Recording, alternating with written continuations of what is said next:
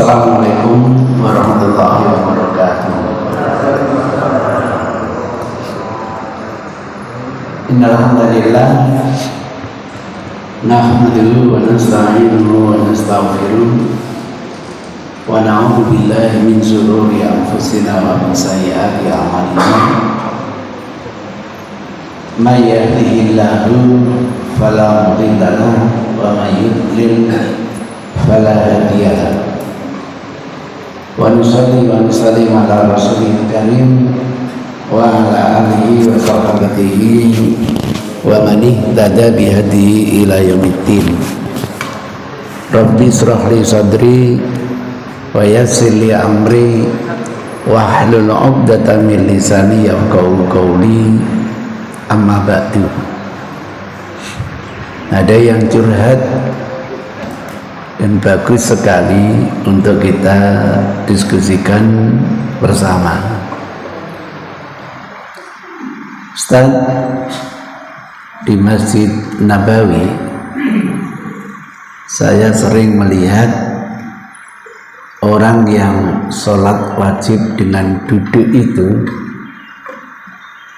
takbiratul ihramnya melakukan dengan berdiri. Baca iftitahnya pun dengan berdiri, termasuk membaca surat Fatihah dan surat yang lain. Sampai rukuk pun dalam posisi berdiri.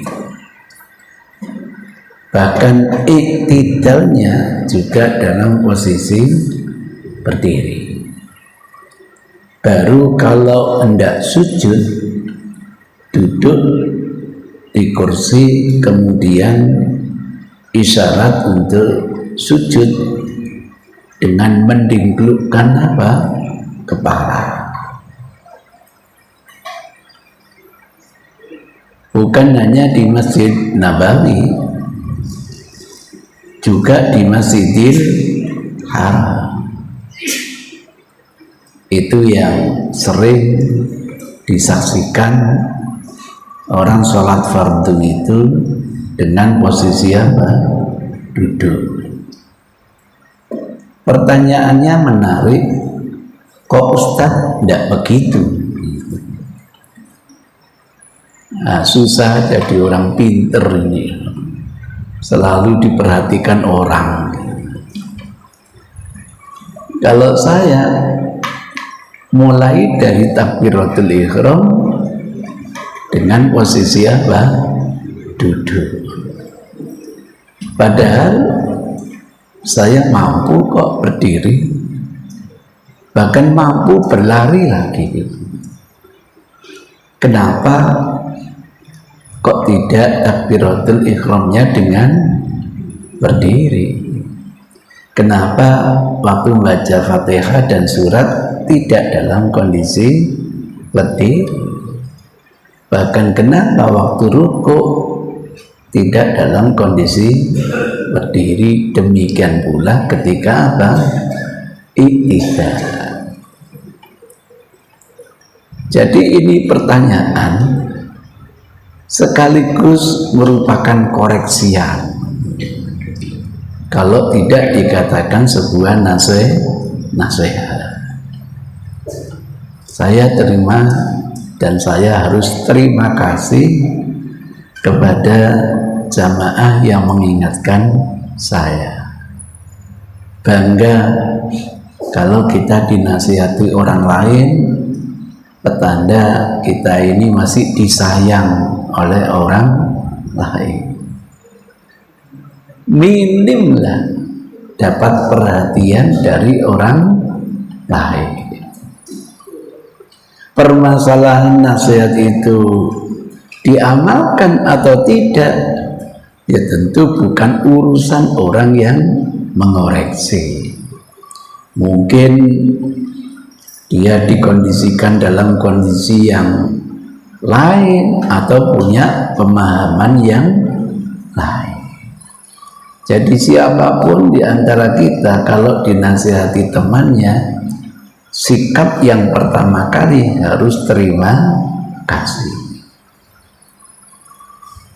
Maka izinkan kita diskusi bersama, kenapa walaupun saya mampu berdiri, bahkan mampu berlari, tapi ketika sholat dengan duduk, sejak takbiratul ihram, saya dengan posisi apa? Duduk. Memang saya temukan fatwa seperti itu. Kenapa? Didasari dalil Quran dan dalil hadis yang alhamdulillah saya bisa mengcopy pastenya itu. Di dalam Al-Quran misalnya di dalam surat Al-Baqarah ayat 238. Qala ta'ala a'udzu billahi minasyaitonir rajim. Hafidhu, jagalah benar-benar ala sholawat, terhadap berbagai jenis sholat. Wassolat al-wusta, khususon agar menjaga betul sholat apa? Wusta. Ini adanya tambahan ini, stressing yang sering dilupakan. Hanya permasalahannya definisi sholat wusta itu apa? Memang terjadi perbedaan di antara ulama. Mereka berdasar hadis yang sama-sama sahih. Ada yang mengatakan sholat wusta itu sholat duhur, ada yang mengatakan sholat wusta itu sholat asar. Mudah-mudahan kalau ditarjih itu insya Allah sholat apa? Asar, mudah-mudahan. Karena ada indikator sinyal dari Rasul, paling beratnya sholat bagi orang munafik itu adalah sholat apa? Asar. Kalau sholat duhur mungkin manusiawi lah, habis kerja dari pagi sampai siang butuh istirahat. Lah sambil istirahat diikuti dengan sholat kan enak. Tapi habis sholat duhur, habis makan, baru saja kerja, tidak ada 2,5 jam, suruh berhenti lagi, suruh sholat lagi. Waduh, kerjaan belum tuntas, macam-macam. Sehingga di antara tanda-tanda yang terasa berat untuk melaksanakan sholat asar, karena memang keimanan kita kurang kuat. Padahal fadilahnya Masya Allah, karena ini mendekati sholat subuh, waktu berhimpunnya malaikat siang dan malam. Di pagi hari ketika sholat subuh, di sore hari ketika sholat asar. Itu ceritanya. Lepas sholat apa yang benar, kebetulan sholat duhur dan sholat asar jumlahnya sama dengan 4 rakaat. Nah, stressingnya di sini, wa qumu lillahi qaniti. Pelaksanaannya dengan qiyam, dengan berdiri. Maka yang namanya sholat fardu itu wajib dilaksanakan dengan apa? Berdiri. Tentu bagi yang mampu.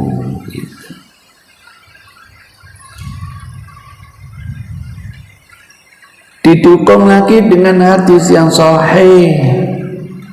Mudah-mudahan bisa dilihat oleh ibu-ibu yang di belakang sana itu.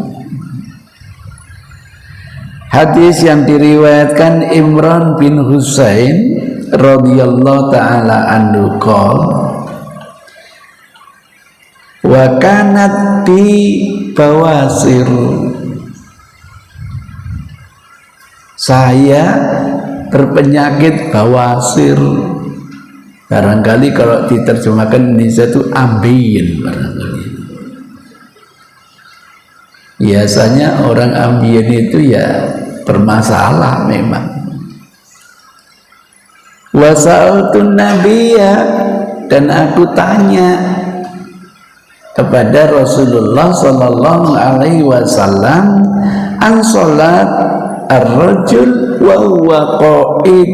Ya Rasul, gimana ada orang yang berpenyakit bawasir, kemudian orang itu sholat dengan duduk. Jadi yang diceritakan orang lain, tapi sebenarnya untuk dirinya sendiri. Rasul tahu gitu. Itu cara yang bagus sekali. Saya kalau rapat minta kenaikan gaji itu begitu. Ada curhat dari teman-teman, kok gajinya nggak naik-naik itu.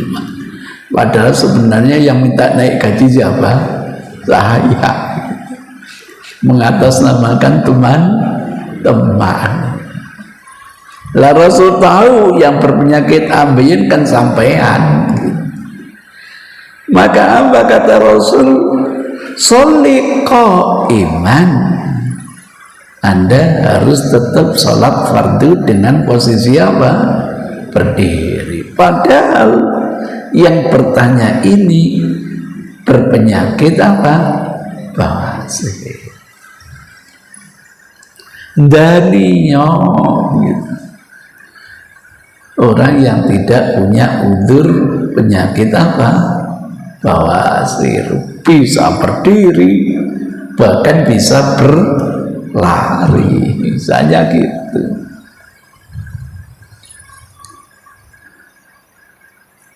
Dan sebenarnya hadis yang senada ini cukup banyak. Saya hanya cukupkan dua ini untuk menunjukkan ijma ulama bahwa sholat fardu itu harus dilaksanakan dengan posisi apa? Berdiri. Kalau memang tidak mampu, baru boleh melaksanakan dengan duduk. Kalau tidak mampu juga boleh melaksanakan dengan apa? Berbaring. Kalau masih belum mampu, boleh melaksanakan dengan isyarat. Kedipkan mata, baca takbiratul ihram, baca doa iftitah, baca al-fatihah, baca surat. Untuk rukuk, kedipkan mata, baca wiridnya, rukuk. Untuk iktidal, kedipkan mata. Untuk kemudian baca bacaan tidak apa-apa, wong agama Islam itu mudah. Allah tidak ingin mempersulit hambanya.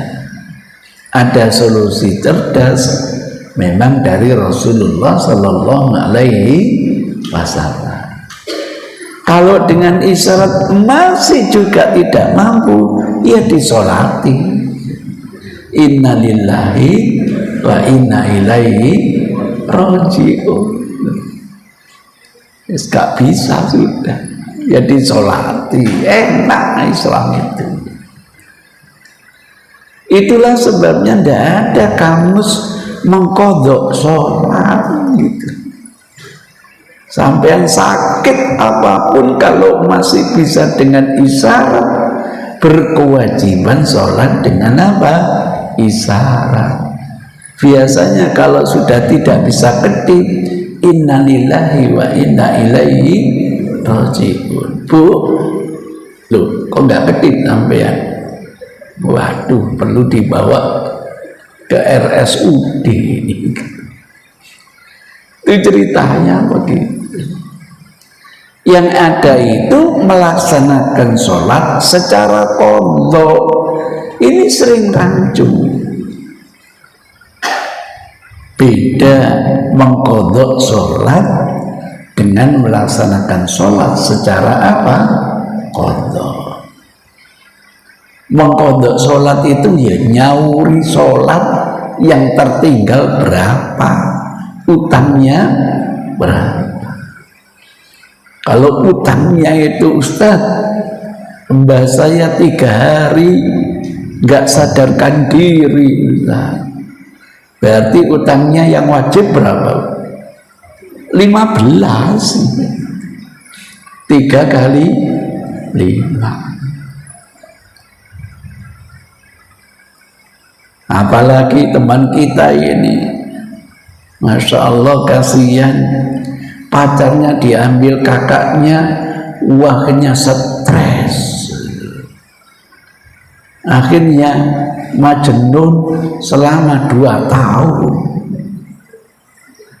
Ya Allah, zaman segini pacarnya 1. Pacar tuh ya mestinya 20 kan. Kalau bisa lebih lah 30. Kok banyak Ustaz? BICC kecepit lawang, masih ada serpani, masih ada stoknya. Gila, 2 tahun, 2 kali 365, ketemu berapa?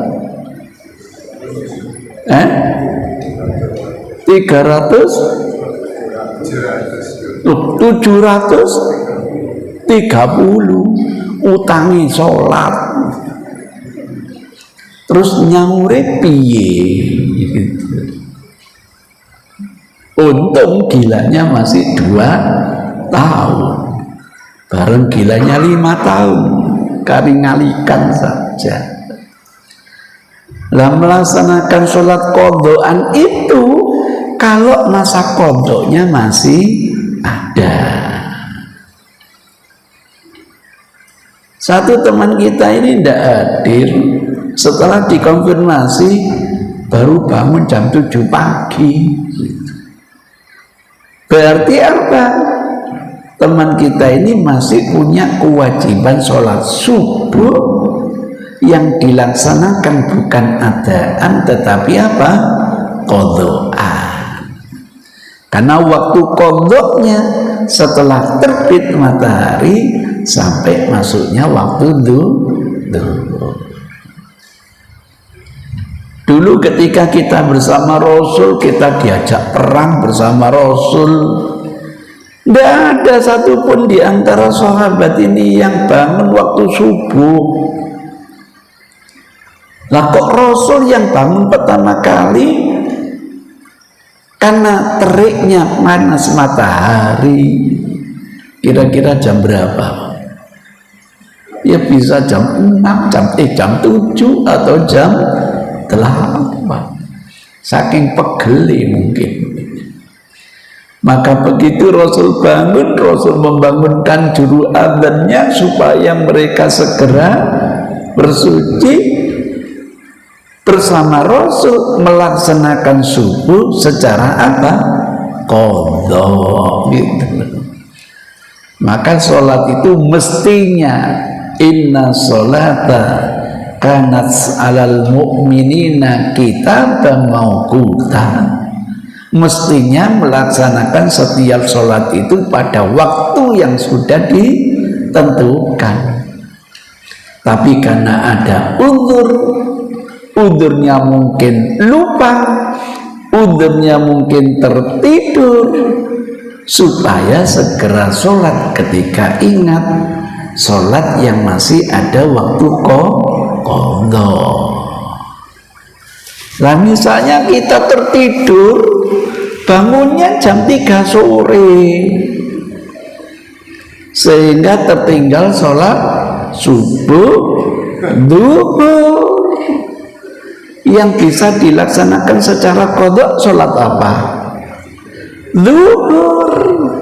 Nanti bisa dijamak dengan sholat asar. Mau yang punya waktu dulu asar dulu, kemudian baru zuhur. Zuhur ini waktu qadhanya setelah asar sampai tenggelamnya matahari, atau diurut zuhur dulu kemudian baru asar, namanya jamak apa? Takhir, monggo. Lah subuhnya diapakan? Disauri? Enggak, diskon gitu. Bonus. Kenapa bonus? Rufi al-qalam, pena Allah diangkat. Maka kalau kita ingin enggak sholat sering-sering, ya turu terusan. Paling nanti ditanyai pangeran, kok kon turu terus lapo gitu. Itu ceritanya. Orang gila 2 tahun, 3 tahun, penanya diangkat. Bukan mukallaf. Dia balik, tapi tidak akil gitu. Syarat mukallaf itu akil dan balik. Diangkat pena Allah anin naim hatta yastaiqidho. Orang yang tidur sampai nanti terbangun. Anil majnuni hatta yafiqho. Orang yang majnun sudah enggak berfungsi akalnya sampai kembali sembuh. Anisobiyyi hatta ya talima, karena belum mempunyai syarat baliknya. Mungkin sudah akil tapi belum balik. Bagi anak walaupun belum balik bukan berarti tidak boleh sholat, tetap boleh, tapi belum punya kewajiban. Kalau beramal baik, si anak dapat pahala, orang tuanya yang didik kecipratan dapat pahala. Haji pun demikian. Kita hajian bawa bayi tetap dapat pahala, tapi belum menggugurkan kewajiban apa? Haji. Karena syarat mukallafnya belum terpenuhi. Begitu ceritanya. Masya Allah. Maka ada ndak istilahnya jamak rangkep gitu? Baru ada di Sidoarjo. Iya.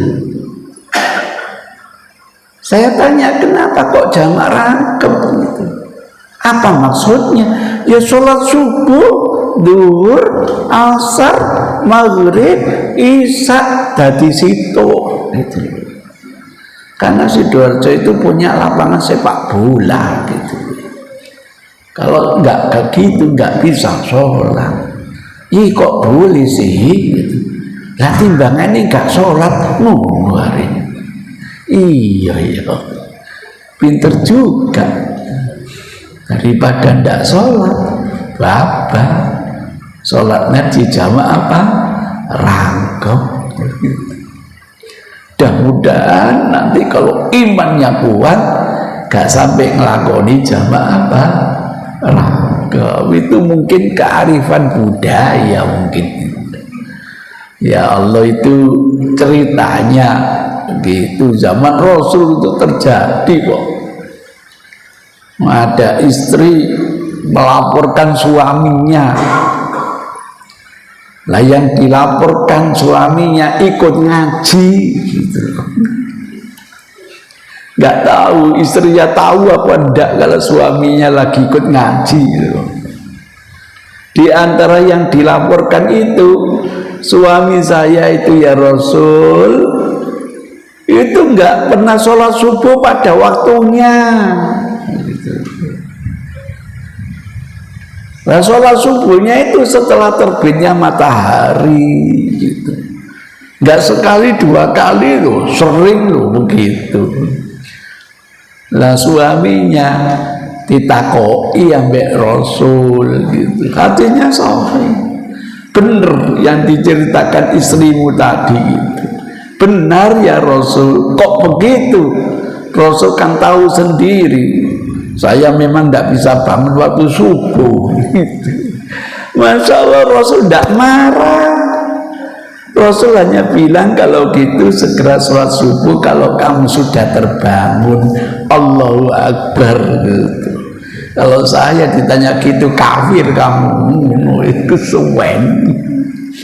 Itu kalau orang imannya kurang kuat, sholat itu jadi beban. Tapi kalau imannya kuat, sholat menjadi kenikmatan. Maka saya buat kemana-mana pelatihan vaksin sholat. Itu ceritanya. Hebat Rasul itu, ngerti. Untung-untung cek gelem sholat secara kodok gitu. Bukan mengkodok sholat, tetapi secara apa? Kodok. Itu sebabnya Aisyah istri Rasul cerita, umirna biqodo isyan wala biqodo is sholat. Kami ini diperintah untuk nyauri puasa, tapi tidak nyauri apa? Sholat. Walaupun ini pernyataan sahabat, tidak ada unsur ijtihad. Awalnya hadisnya statusnya mauquf, meningkat menjadi hadis marfu. Jadi seakan-akan ini dawuh Kanjeng Nabi, karena tidak mungkin sahabat itu dusta atas nama Rasulullah. Jadi kalau sahabat siapapun bilang kami diperintah, kami diwasiati, kami dilarang, tidak ada unsur ijtihad. Walaupun awalnya statusnya hadis mauquf, meningkat menjadi hadis marfu, seakan-akan itu langsung pernyataan dari Nabi, bukan pernyataan sahabat. Itu ceritanya. Insyaallah ini yang sudah menjadi kesepakatan ulama, sholat fardu harus dilaksanakan dengan posisi apa? Berdiri. Alhamdulillah, Qur'annya ada, dalilnya sahih, kan mestinya tinggal sami'na wa ata'na gitu. Kecuali untuk sholat sunnah, walaupun panjenengan mampu kita melaksanakan dengan berdiri, boleh melaksanakan dengan apa? Duduk. Tapi apa? Pahalanya dikorting separuh gitu. Sehingga ada hadis Rasulullah yang diriwayatkan lagi-lagi oleh Aisyah, tapi ini ada 8 sahabat. Insya Allah saya ambilkan satu, bahwa sholat sunnah dengan duduk itu pahalanya separuh daripada melaksanakan dengan apa? Berdiri. Artinya saya mampu berdiri, tapi boleh melaksanakan dengan apa? Duduk. Kalau sebuah masjid, terkejut saya, ada fenomena baru. Bulan kemarin mengisi di masjid ini, ba'diyah maghribnya itu dengan berdiri. Lah kok bulan berikutnya, kok ba'diyah maghrib sholatnya dengan apa? Duduk. Ndak bapaknya anak-anak, ndak ibunya anak-anak. Ini menurut saya fenomena baru gitu. Lah saya ini, mohon maaf ibu bapak, katanya anak saya kepo gitu. Ya nggak apa-apa, saya nggak kepo, ingin tahu kan gitu. Saya coba ingin tahu. Wah, ini saya melihat fenomena baru. Bapak-bapak, ibu-ibu tadi ba'diyah maghrib kok sama duduk semua, ini ceritanya gimana gitu. Alhamdulillah dapat informasi. Iya Ustaz, 2 minggu yang lalu memang ada doktrin, ada fatwa dari Pak Yai, saya tidak perlu menyebutkan namanya, supaya kalau sholat sunnah itu dengan duduk. Oh gitu. Saya tidak boleh nyalakan, kenapa? Karena sholat sunnah itu boleh dilaksanakan dengan apa? Duduk. Cuma penasaran saja saya, kenapa kok difatwakan dengan duduk? Jawabannya apa? Ustaz, katanya Pak Yai ini biar nanti tidak dimakmumi orang lain. Loh, kalau itu alasannya perlu didiskusikan kembali. Panjenengan masuk masjid, kemudian menyaksikan orang sholat dengan duduk, boleh tidak bermakmum kepada orang yang sedang duduk itu sholat dengan duduk? Boleh, tetap boleh gitu. Jadi walaupun sampai yang sholat sunnah dengan duduk, ada orang ingin bermakmum, tetap boleh. Maka kalau alasannya biar tidak dimakmumi orang lain, perlu ditinjau kembali. Walaupun boleh, tapi emang pahalanya dikorting separuh. Alhamdulillah, akhirnya ba'diyah isya-nya sudah sama-sama dengan berdiri. Umat itu bergantung siapa kok yang memberi arahan, bimbingan. Ya bersyukurlah kalau ada umat ini yang interupsi gitu, sehingga jadi diskusi.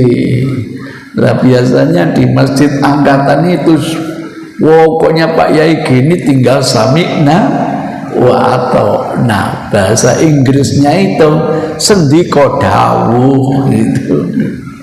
Itu ceritanya. Masya Allah.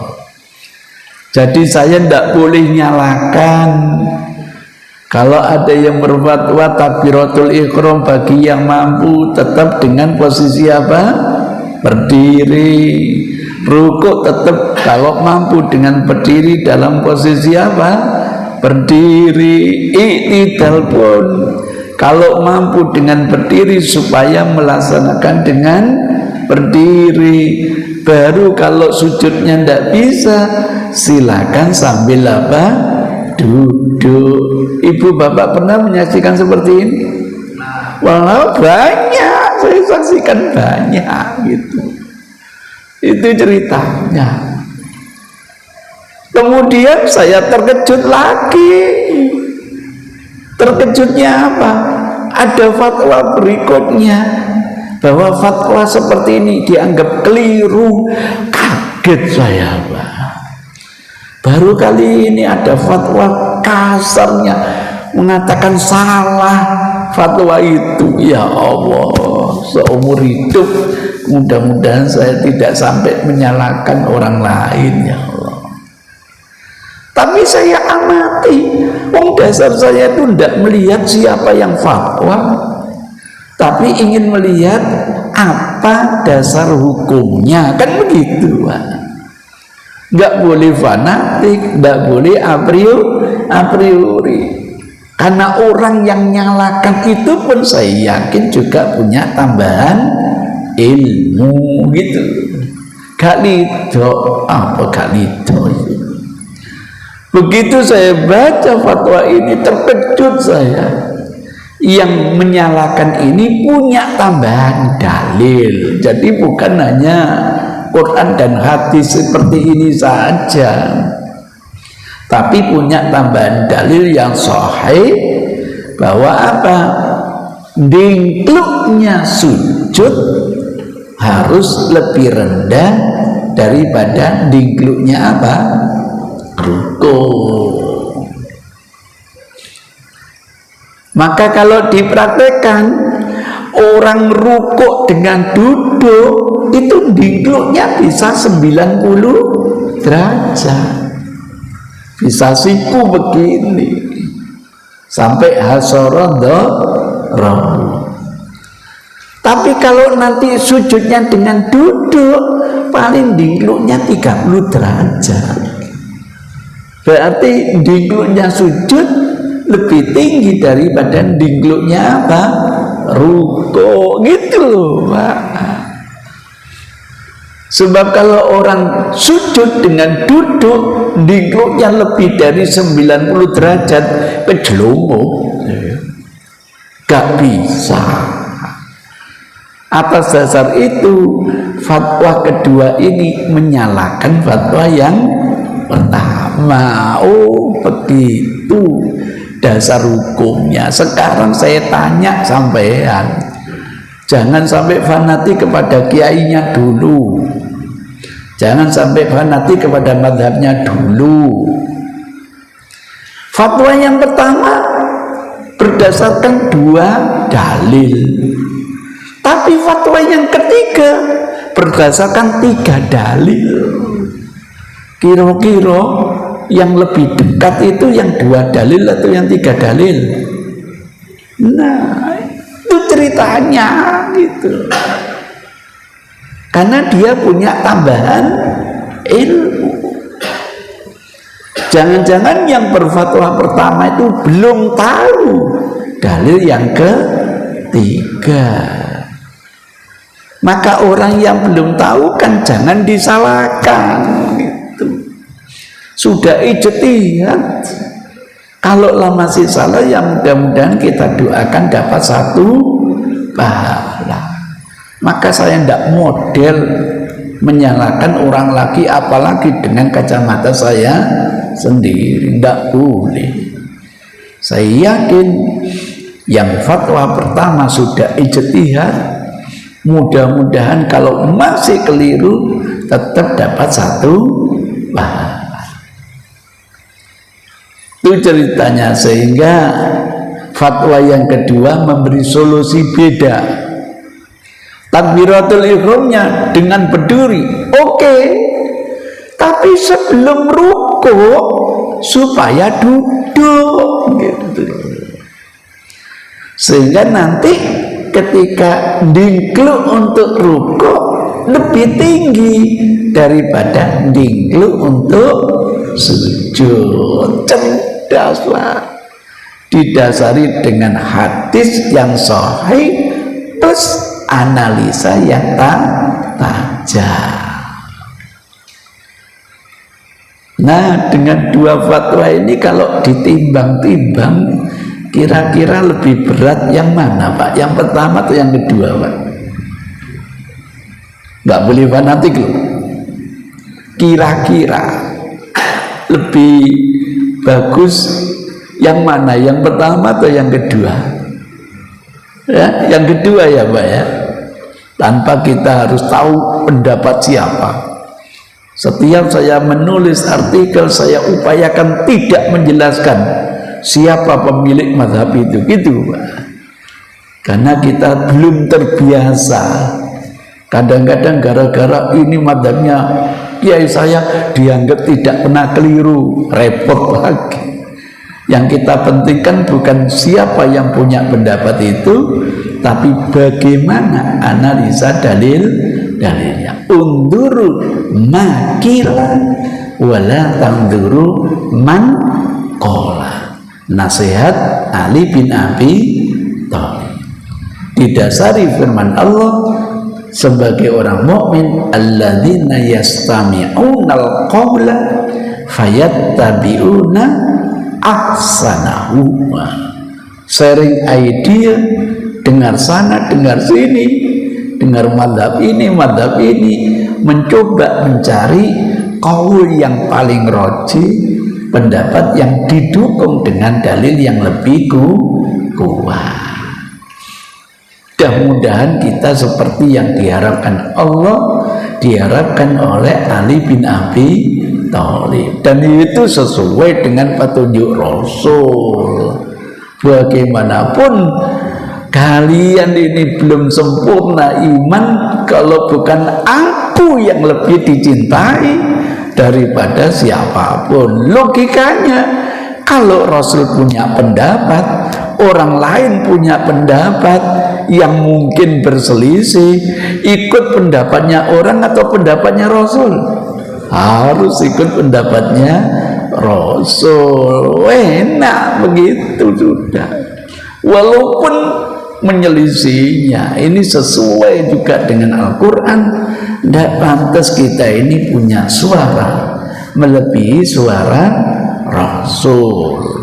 Tidak pantas kita punya fatwa melebihi fatwanya Rasul. Melebihi aja tidak boleh, apalagi berselisih dengan fatwanya Rasulullah Sallallahu Alaihi Wasallam.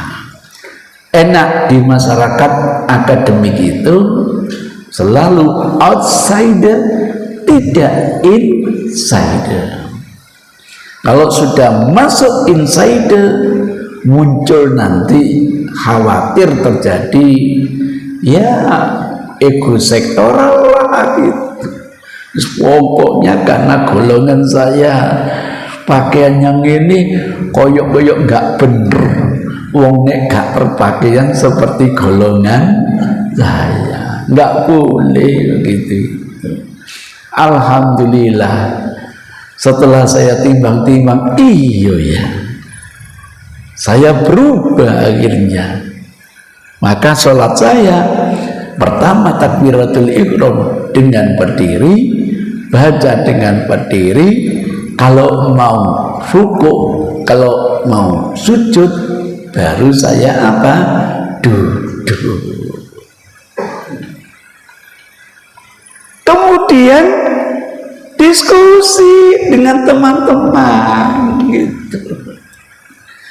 Diskusinya apa? Saya kan sering menawarkan, kapan ya memahami hadis itu tidak cukup berhenti pada hadis instruksi, tidak lanjuti yang namanya hadis aplikasi. Jadi pada wilayah kita diskusi dengan hadis instruksi, dua pendapat, dua madhab yang berbeda ini kan hanya merujuk kepada dalil-dalil instruksi. Kenapa tidak dilanjuti mencari dalil aplikasi? Pernah enggak ya Rasul sholat fardu dengan duduk? Kalau pernah, kira-kira kayak apa? Masya Allah.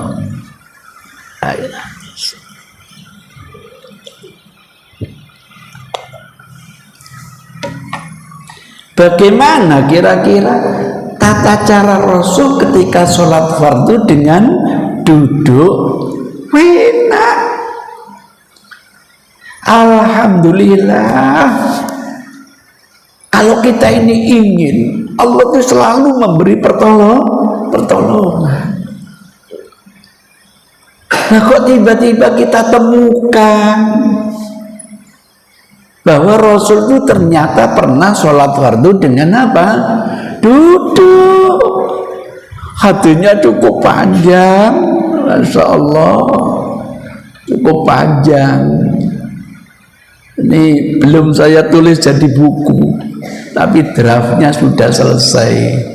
Mudah-mudahan ya nggak sampai 2 bulan, 3 bulan sudah jadi, atau mungkin 2 minggu, 3 minggu sudah jadi. Kalau bisa 2 hari jadilah gitu. Mudah-mudahan. Wah, ini hadisnya cukup panjang, diriwayatkan Anas bin Malik, khodamnya Rasulullah. Ternyata apa? Sakoto Rasulullah, terjatuh Rasulullah Sallallahu Alaihi Wasallam anfarosihi, dari kudanya. Lah cerita sebelumnya Rasul mengadakan perlombaan, mungkin terkait 17-an ini Pak. Perlombaan kuda. Untuk kuda yang terlatih jaraknya jauh, mungkin Sidoarjo Surabaya. Tapi kalau kuda belum terlatih jaraknya dekat, mungkin Sidoarjo Buduran gitu. Itu hadisnya. Nah, ketika Rasul paduan kuda ini terjatuh, Masya Allah, Fajul hisab, akhirnya menjadi jahasa itu artinya keras, maksudnya luka yang parah. Sakuhu aikatifuhu, yang namanya lengannya atau pundaknya itu memar, bengkak, bahasa kita kesleo gitu. Masya Allah. Tapi saya belum pernah mendapatkan ketika Rasul mengadakan paduan kuda itu ada juaranya, ada hadiahnya, enggak ya gitu. Karena saya banyak dapat WA dari mana-mana, haram ada hadiah itu gitu, macam-macam. Alhamdulillah panjang lebar sudah kita diskusikan di Masjid Sekardangan itu. Belum jadi buku, menunggu giliran gitu. Pokoknya setiap kasus diskusi saya coba membukukan sehingga nanti bisa dinikmati generasi yang akan datang. Belum, masih tunggu. Saya sedang menyelesaikan buku Fathul Mu'in, gak mari-mari gitu. Bahasanya bulat, tapi insya Allah bisa, insya Allah ya. Sebelum Fathul Mu'in saya kerjakan baru dapat kira-kira 25%. Bingung sistematikanya. Saya harus kembali buku mukhtasarnya dulu, aslinya dulu, Qurrata A'yun bi Muhammadiddin. Karena dari situ nanti sistematikanya kelihatan. Bahasa Arab itu selalu awalan. Ini awalan sebabnya mana gitu. Lain dengan kita, bab itu angka Romawi, sebabnya berikutnya adalah huruf besar A, B, nanti sebabnya lagi adalah penomoran, sebabnya lagi penomor huruf A kecil, B, sebabnya lagi kadang-kadang dikasih kurung, enak lah bahasa Arab. Dikit-dikit awalan sanian iki melok sendi, bingung saya. Akhirnya mudah-mudahan tinggal 7 halaman lagi selesai buku aslinya ini. Nanti kita lanjutkan syarahnya macam-macam. Pasti paling enak yang mensyarah bukunya mukhtasar sendiri. Mudah-mudahan ini kalau sudah selesai saya lanjutkan nanti menulis buku sakunya itu. Sekarang sudah 93 buku sakunya, alhamdulillah. Jadi ketika terluka lengannya atau pundaknya, kira-kira orang kalau terluka atau keselio itu masih bisa berdiri enggak, Pak? Bisa. Maka waktu itu Rasulullah mengimami dengan posisi duduk. Dan saya dapatkan Rasul sholat dengan duduk bukan hanya ini. Nanti ada ketika Rasul dalam kondisi sakit, dibesuk teman-teman, akhirnya berjamaah dengan duduk. Satu aja ini dulu. Nah, ternyata apa? Sejak Rasul takbiratul ihram, beliau posisinya dengan apa? Duduk. Sebelum takbir jangan dikira Rasul tidak tahu posisi makmumnya kayak apa. Ternyata posisi makmumnya dalam posisi apa? Berdiri. Maka Rasul berbalik mengingatkan. Lah ingatannya panjang, intinya saya kasih cawan merah ini. Inna maju ilal imam liyutamma bihi. Dijadikan imam ini untuk diikuti. Fala takhtalifu alaihi. Maka kalian wahai para makmum jangan menyelisih imam gitu. Jangan seperti ada kasus di Masjid Surabaya itu, sholat isya sudah dapat 4 rakaat, imamnya tetap bangkit rakaat yang kelima. Diingatkan oleh makmumnya, subhanallah, subhanallah, tetap ngadeg. Lah kok serempak makmumnya, babat ngadeg dewi ngono. Dinteni sata sahut. Begitu saya ngisi di sana, curhat, saya jelaskan kasus seperti ini dulu pernah terjadi pada zaman Rasul gitu. Maka walaupun imam keliru, mungkin kelirunya masih ragu dia dapat 3 atau dapat 4, maka dia tetap berdiri, ikuti wahai makmum gitu. Aja dijaruh bapak aja ngadeg dewi ngomong, oh, ya Allah. Ya itulah itu keilmuan masyarakat kita, karena belum tahu tuntunan. Habis sholat baru kita interupsi kepada Rasul, ya Rasul, azidati sholat. Kanjeng Nabi, apakah malam ini ada bonus? Apa itu? Sholaina khamsan. Tadi kita sholat isya 5 rakaat. Sing ngomong ngono sapa? Teman kita Dzuliyadaini. Disebut Dzuliyadaini karena itu kunyah, julukan. Kalau tanya pakai 2 tangan ngacung. Mohon maaf ya Rasul. Biasanya kan hanya pakai 1 tangan. Pengalaman di Saudi, kalau ngacung tidak jari telunjuk ini, enggak, 5 jarinya ini gitu. Padahal kalau di Indonesia biasanya pakai jari telunjuk. Itulah namanya kultur gitu. Maka kalau saya tanya 5 jari, ojo disalahno, terkontaminasi kulturnya orang Arab gitu. Itu ceritanya. Asodaqadul yadaini. Teman-teman, apa betul yang dikatakan saudara kita Dzuliyadaini? Benar ya Rasul.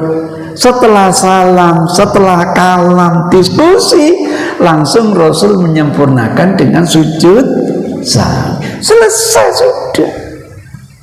Selesai. Kalau kita punya ilmu, kalau enggak, yaitu tadi buat baca ngadeg dewi gitu. Itu ceritanya. Masya Allah. Lanjut. Faida sholat qaiman. Kalau imam kita sholat dengan posisi berdiri, fasallu qiyaman.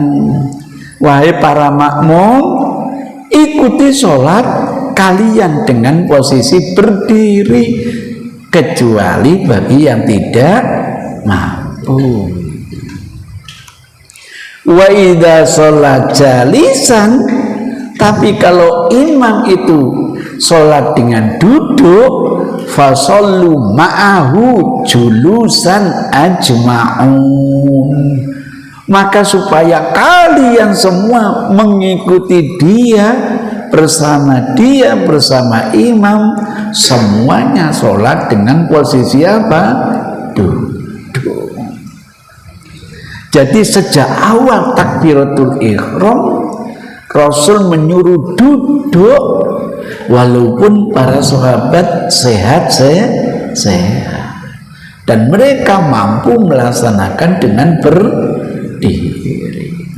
Rasul pun memulai sholat dengan posisi duduk, walaupun dimungkinkan beliau bisa takbiratul ihram dengan apa? Berdiri. tambah ilmu lagi begitu. Akhirnya saya paham, oh iya ya, kalau gitu sholat itu kan paket. Menurut hadis riwayat Abu Sa'id Al-Khudri, qala Rasulullah, dawu sapa Rasulullah sallallahu alaihi wasallam, miftahus sholati at-tuhur. Kuncinya sholat kesucian. Bisa wudhu, bisa tayamum, bahkan bisa mandi jinabat. Wujudnya begitu.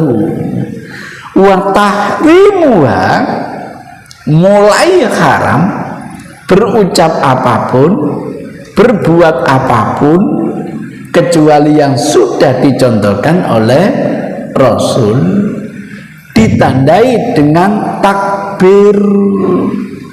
Sehingga takbir ini oleh ulama diistilahkan takbiratul ihram.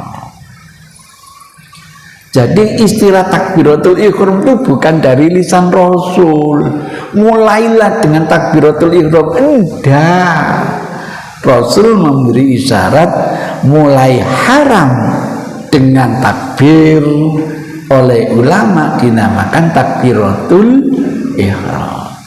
Wa tahliluha, halal kembali, ngomong apapun, diskusi apapun, berbuat apapun dengan salam.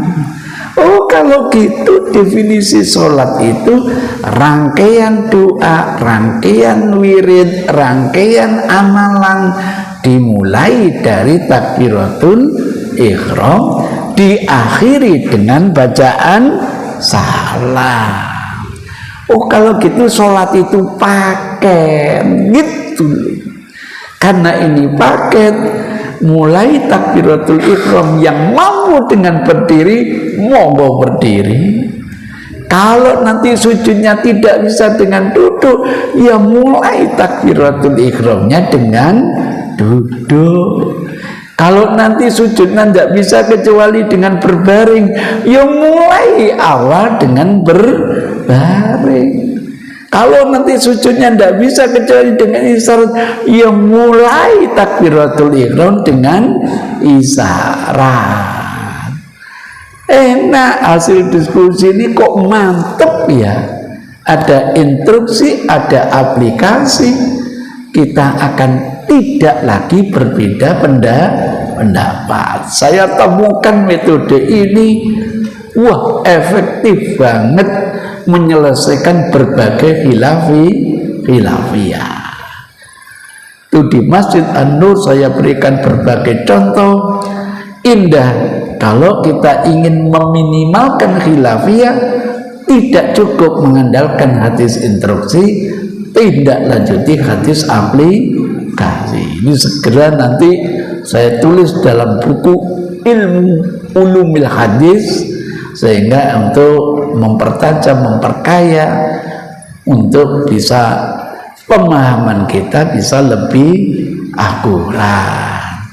Atas dasar itulah saya menjelaskan kenapa saya walaupun mampu berdiri, walaupun mampu berlari, tapi sejak awal takbiratul ihram saya dalam posisi apa?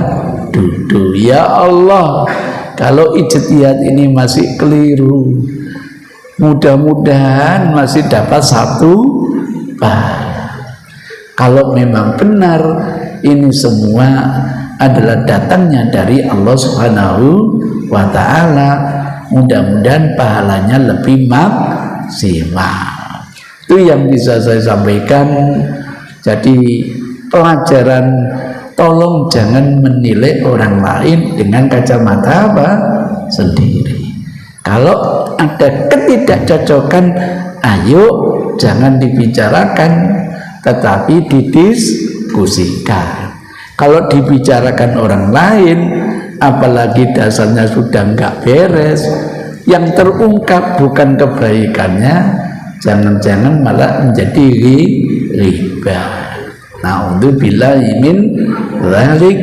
Terima kasih. Billahi hidayah wa taufik. Wassalamualaikum warahmatullahi wabarakatuh.